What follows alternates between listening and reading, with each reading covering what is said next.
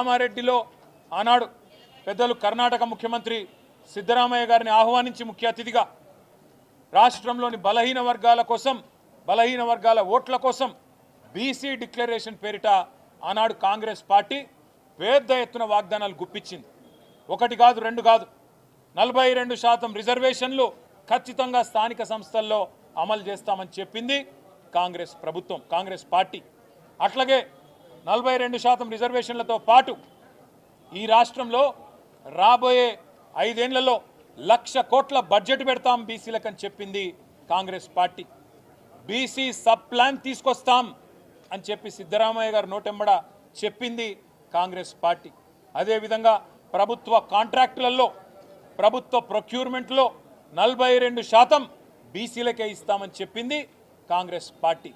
ఇవాళ సంవత్సర కాలం దాటిపోయి 14 నెలలు దాటి 15వ నెలలో ప్రభుత్వం పడింది. మరి 15 నెలల్లో కనీసం 15 పైసలు కూడా మీరు చెప్పిన బీసీ డిక్లరేషన్ కోసం కేటాయించిన పాపాన పోలేదు. 16 కార్పొరేషన్లు కొత్తగా బీసీ కులాల కోసం ఏర్పాటు చేసి ఒక్కొక్క కార్పొరేషన్కు 50 కోట్ల బడ్జెటు అని డైలాగులు కొట్టిండ్రు. కానీ 50 పైసలు కూడా ఈ పోయిన ఆర్థిక సంవత్సరంలో ఖర్చు పెట్టిన పరిస్థితి లేదు. MFSN ఛానల్కు లైక్ చేయండి, షేర్ చేయండి, సబ్స్క్రైబ్ చేయండి.